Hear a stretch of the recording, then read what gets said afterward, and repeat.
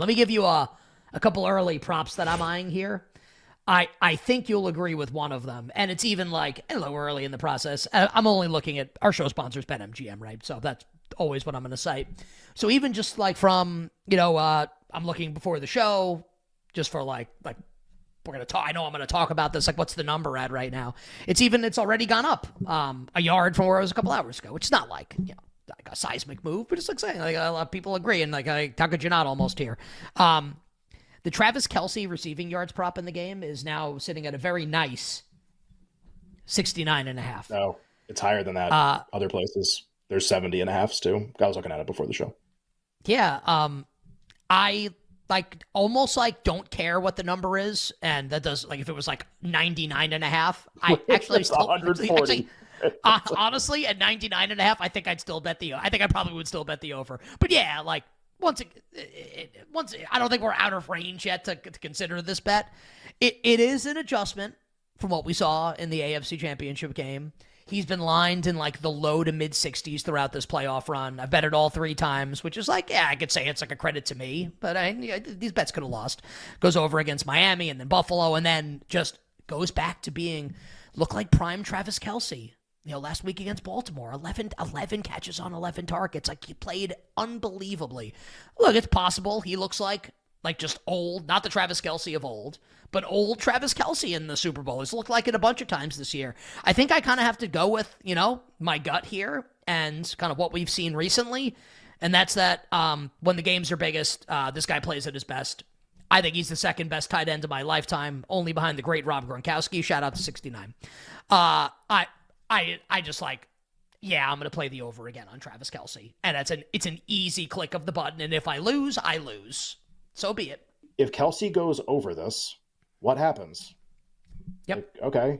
So yeah. And to be fair, there's a really obvious counter to this, which is, well, he can go over and the Niners could win the game, which is what would happen against the Bucs when the Bucs blew out the Chiefs. He would have gone over this. So because my point's going to be, just play it out. All right, if you like the over on Kelce, what happens if he goes over the number? Well, if he goes over and the Chiefs win, we're getting pretty close to MVP territory. We're 20 yards away, probably, from when you would start thinking about it. I don't even know if he needs 100 to win in a certain kind of game, 90, 95 and a touchdown and 10 catches or 8 catches. Gets you there. Okay, we're getting there real fast. Where if you like the over, he's 20-1 right now. And maybe again, this goes back to, well, I just think it would be Mahomes. And then you bet the over and then you don't consider what I'm saying. Just if you do like the over, you got to have a couple bucks on him to win it. If you like an over on a 70, you got to have at least a couple. This is how I feel about Pacheco too. I don't bet props. I love his over in this game. It's 70 yards. I think I just look at what the Lions did and I look at what the Chiefs sneaky do, which is their offensive line makes huge holes that their running back goes through all the time. And the Lions did to the 49ers.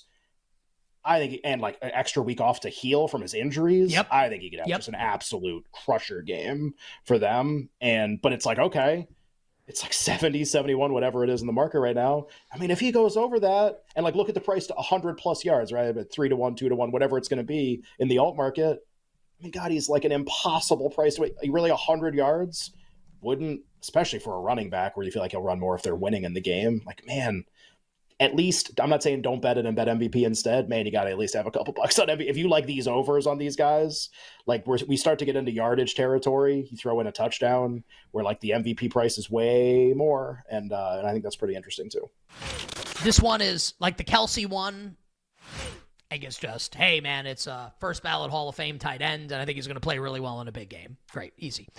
This one's a little more narrative-y. And I think because I do a lot of hashtag content, I feel like this one might be my content bet. I will bet this with my own money, but I feel like it's a great bet for content because I think it's basically flip a coin, and I think it can go either way. I think the bet's going to hit. I think this bet is going to win. The bet is Brock Purdy over 12.5 rushing yards in the game. The narrative that I will spin to support this, and again, I think I'm right. I'm going to bet on this. It's not I'm trying to lead people to lose. I bet all the stuff that I talk about on the show. So I will bet Brock Purdy over 12.5 rushing yards. My thought is there are a couple of runs at the end of the NFC Championship game. Most notably, like the 25-plus yard scramble at the end, where I'm watching the game and I'm like, wow, like Vince Vaughn and swingers kind of to John Favreau. My baby boy's all grown up. Like Brock Purdy in this moment is all grown up. It was almost as if he kind of like thought to himself, and I'm not in his head to know if this is true or not, but almost like the way he looked when he got up after some of these runs was, wow, like I kind of like didn't know like I could do that in a spot like this. Like, how did this happen? Like, how did I just find myself here? Like, I blacked out and here I am 20 yards down the field and the crowd's going insane and we're going to the Super Bowl. Just the thought is I think Purdy is a kid, he's really young. I think he's going to take that experience into this game.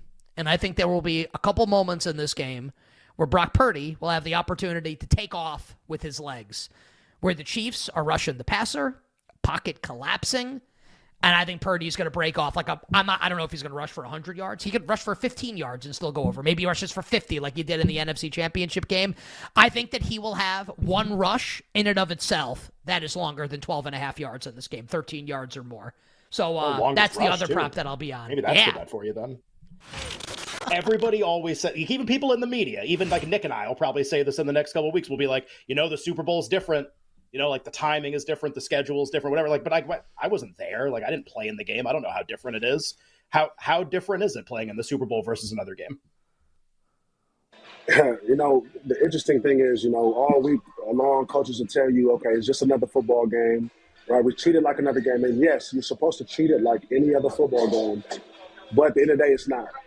It's not another football game because the energy surrounding it, the whole week full of preparation, the fans, the attention, the media, right? It's just a different ball game. So, what you got to do is, okay, enjoy it. We earned the right. We were AFC or NFC champions. We earned the right to be there. So enjoy it. I'm going to enjoy the festivities, the media, the attention. But when it's time to lock in, it's time to lock in.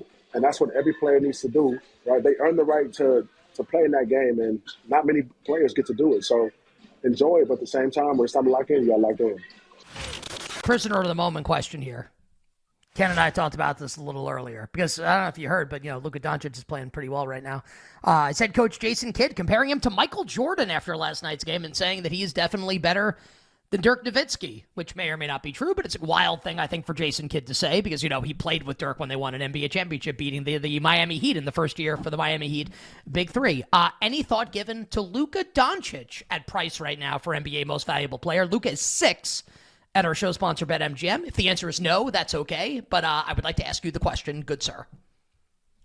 Yeah, I think Luka Doncic could be better than Dirk Nowitzki, but he's got a long way to go. And part of it is figuring out how to do what Dirk figured out at one point. Never a great defensive player, figured out how to position himself and make an impact on the floor, just not be a negative. And if you listen to any coverage, all the talk about Luka Doncic from a lot of smarter guys that are really bigger basketball heads. Legler talked about it on the Low Post last week, and I've heard it a couple other places. He's great. He looks really fantastic on offense, but he stands and complains when he doesn't get calls, when the ball is moving up the floor the other way. He doesn't move. He does not really make any effort. It's a lot of the same stuff that people said about James Harden. And again, James Harden was able to win the MVP and probably should have won another MVP, but at least at some point learned how to show effort or was able to cover that up with really, truly fantastic numbers on a winning team. The Mavericks are a winning team. They're 26-21, but they're the 7th seed in the West. They're not even guaranteed to be in the playoffs at this point. So for Luka to win MVP, I think they have to somehow win that division, fight for a top 3 seed, and Luka's got to try on defense a little bit. Otherwise, he's just going to get a lot of, I think, maybe 2nd, 3rd, 4th place votes, but not enough to actually win.